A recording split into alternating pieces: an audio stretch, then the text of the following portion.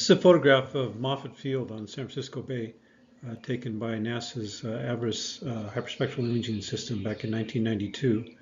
XY is obviously an image of the bay, but this axis is spectra, going from 400 nanometers to 2100 nanometers with 220 steps.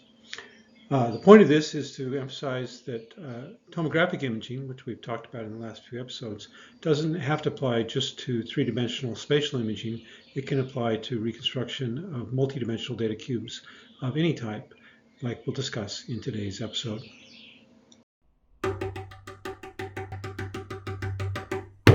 Computational imaging. Episode 26. Snapshot compressive imaging. Well, we've just considered a bunch of X-ray imaging systems where we measure ray projections through an object. For example, we used coded aperture X-ray imaging where we would observe through a code all of the voxels in an object that are visible at each pixel and reconstruct the object from that data. Today, we're going to show that this basic strategy applies to a wide variety of tomographic systems well beyond the simple X-ray projections that we've talked about so far. For example, as discussed in the introduction, we have this hyperspectral data cube. And so the data cube here is XY and lambda along this axis. And we'd like to make the same kind of projections as we've made with X-rays on this data. How would we do that? Well, this shows how it could be done for spectral imaging. We're imaging from a coded aperture that's on the left over here through a dispersive element, which could be a prism or a grating, onto a detector array. This shears the image that's imaged onto the coded aperture. So, for example, our hyperspectral data cube could be imaged by some optical elements onto the coded aperture and then re-imaged onto the detector array. As we do with any computational imaging system, our first step is to build a forward model, which for this system would look like this. We're imaging the spectral density, S of XY, of the object modulated by a code in object space. And the image has an impulse response, but the image shifts with respect to wavelength. So this shift with respect to wavelength is the same as the shift of the position of a ray going through an object for a projection tomography system. Now we can naturally form a model of the sampled data based on the pixel sampling function of the system and the impulse response. This is analogous to the pixel sampling data structure that we had for objects imaged through a coded aperture or pinhole array, where here was our app. A difference here is that because of the shift due to the dispersive element, the code actually shifts from plane to plane in the hyperspectral data cube as opposed to having a scale transformation, which we saw occurs for a X-ray system. Here's an example of how physically you could build this system. So we have a scene that we're going to image onto a coded aperture with an objective lens, and then we re-image through a dispersive element with the scene modulated by a code, in this case using a random binary code. And here's what a physical system might look like. Because the shift we need is just a few pixels, we can use a prism rather than a diffraction grating to get the requisite shifted data. So here's an example of a color scene observed through an RGB camera. And on the left, we have that scene observed through a coded aperture. And you see a little bit of texture on the leaf here, for example, and on the berries. That texture is a code that allows us to recover the spectral data. So if we process this with a decompressive inference strategy, such as the lasso algorithm discussed in a previous episode, or a neural estimator, then we get data that looks like this. This one has used several frames, it turns out, to get the image. But what you see is an independent image reconstructed at each spectral wavelength. So going from 462 nanometers to 650 nanometers, we have about 20 channels of independent data. So you see the red berries appearing in the red channel, the green leaves appearing in the green channel, and so on. This is a snapshot spectral imager, exactly like we talked about with coded aperture X-ray imaging. So we're going to measure on a lower dimensional imaging space, a two-dimensional imaging space, and try to reconstruct a three-dimensional space. And we use exactly the same mathematical model as we've used for the X-ray systems. As we saw with previously in episode 23, we can do snapshot X-ray imaging with a coded aperture system. Here we can do snapshot hyperspectral imaging. So the video on the left is a RGB camera, which is itself a sort of snapshot spectral imager, but with only 3 color planes.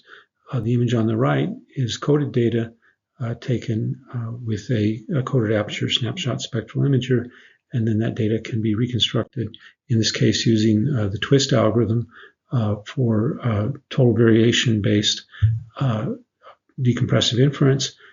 Here you see the camera bodies are illuminated by fluorescent lights, which have 3 spectral channels, and so they, in the red, yellow, and green channels, you see the camera body, the candle bodies are reconstructed, and then the flames occur wherever chemically they should occur. So you see flame data occurring in whatever spectral channel is appropriate. So this is, showing that we can take this geometric model for coded projection over a volume and apply it to spectral imaging. It turns out that this can be applied to many, many different imaging modalities, where the underlying goal is to do compressive tomography. So compressive tomography consists of reconstructing a high-dimensional object space from lower dimensional measurements. That occurs by modulating each plane in the data volume at a high-dimensional space with a recognizable code that you can use to back out the high-dimensional data from lower-dimensional measurements. And so here's a review article on snapshot compressive imaging that goes through the coding strategy and reviews image estimation strategies, which originally would focus on total variation or L1 optimization based on object sparsity, but more recently have been dominated by neural methods. This basic strategy can be applied to any form of multidimensional imaging. So you could have X, Y, and lambda as for hyperspectral imaging. You can have X, Y, and T, so basically temporal imaging or video, X, Y, Z, multidimensional imaging. You can do 4 or 5-dimensional imaging, where you would do time, color, and space all in the same step. So from this review article, you can see a wide variety of citations where this coding strategy has been adopted, and then it's been used with a wide variety of different reconstruction algorithms. And of course, reconstruction algorithms are continuing to develop.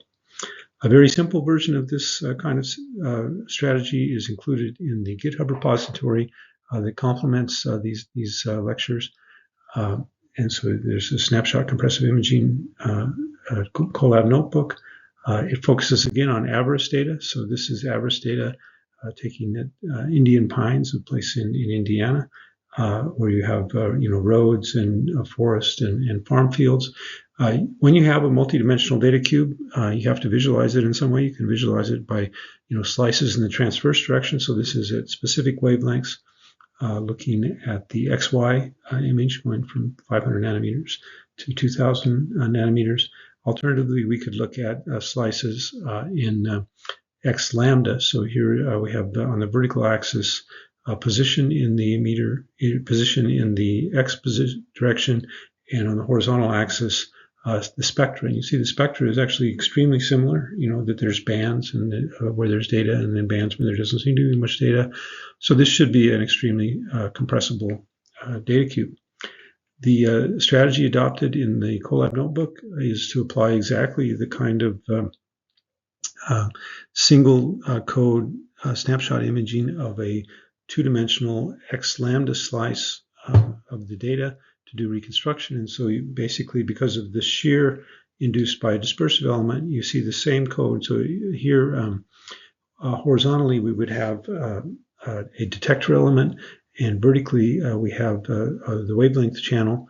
And because of this shear, each detector element is going to integrate through a different spectral projection, which would be integration at the 200th detector element in X. Along this axis, you see a certain spectral filter, and then if you integrate here, you see a different spectral filter because the code has shifted. It helps to adjust the compression ratio by taking multiple exposures potentially. So in the simulation presented in the notebook, 6 different projections are taken with different codes. So you get a 1-dimensional measurement, which is shown on the horizontal axis here, that's modulated by the code. So it's X position, and then the X lambda data is encoded in the structure of the pattern that's observed here. And then from this gives you an H matrix. So we have a forward model implemented in a matrix form, exactly as we've talked about through the course. And then we can apply a variety of different strategies to try to do that reconstruction. Now, in this case, the compression ratio is 7.4 because we're making around 1,200 measurements, and we're going to try to reconstruct somewhere around 10,000 XY lambda pixels. The presentation in the Colab notebook looks at that for a specific image here. So we have on the vertical axis wavelength channels, and on the horizontal axis X position, and then it's reconstructed, for example, with a total variation constraint, and then also presented is a trained UNet that does a reconstruction with a neural estimator. So I encourage you to go and play around with that code and understand how this process works. Amazingly, exactly the same coding strategy, exactly the same kind of reconstruction applies, basically whatever kind of tomographic system we'd like to do. So we can apply this also to temporal coding. Here we have a coded aperture temporal imaging system. It's basically identical to the coded aperture spectral imaging system, but now there's no dispersive element. We image onto a code, and the code moves during the exposure, which means that different time slices of the data are encoded on different coding elements. This was an image that was shown in the end of the previous episode, and again, this blink on the right here is reconstructed from the single frame on the left. So we would capture a single frame of coded data and different by analyzing the shift of the code for different time slices. We can reconstruct the video from this encoded data. This is, to me, like astoundingly interesting, but mathematically it's identical to the hyperspectral data, hyperspectral reconstruction strategy that was shown earlier in this presentation. Here's another example of, in this case, data that's captured in a sequence of snapshots. As you see jumping on the left, each one is a different snapshot, and then the full color video on the right is reconstructed from these snapshots. Here's yet one more example, exactly the same thing. So again, the data on the left is, in this case, captured with a color camera with the kind of coding, and we get the video reconstructed on the right. This can be applied to any form of time-varying multidimensional data.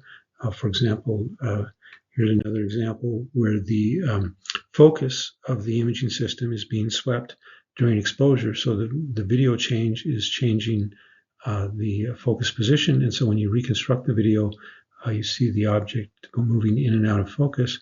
And so you can effectively use this kind of coding to reconstruct a focal stack of the data cube and do multidimensional, three-dimensional imaging. So snapshot compressive imaging is a common theme throughout this sequence of lectures. Basically, almost all imaging systems have to do with how do we sample data from high-dimensional objects and reconstruct it from lower dimensional measurements. Amazingly, the very simple geometric model that we've adopted in these most recent sequence of episodes can be applied to a variety of systems which are not just using array projections, that are using lenses to do the reconstruction, but nevertheless can be modeled as geometric projections through hyperspectral or temporal data cubes. This work has progressed enormously over the last 15 years. Here's work from Xin Yuan's group at Westlake University, which has been one of the pioneers in really developing advanced algorithms for snapshot compressive imaging. And you see how amazing the reconstruction is with the coded data at the upper left, a total variation algorithm at the upper right, the original data at the lower left, and using a feed-forward neural network at the lower right. And so the feed-forward neural network improves the signal-to-noise ratio by 4 dB. So this sequence of episodes concludes our discussion of geometric models and simple compressive tomography. It's time for us to move on and discuss details of actual fields. So in our next chapter, in the next sequence of episodes, we'll discuss how to model systems where wave diffraction plays a key role.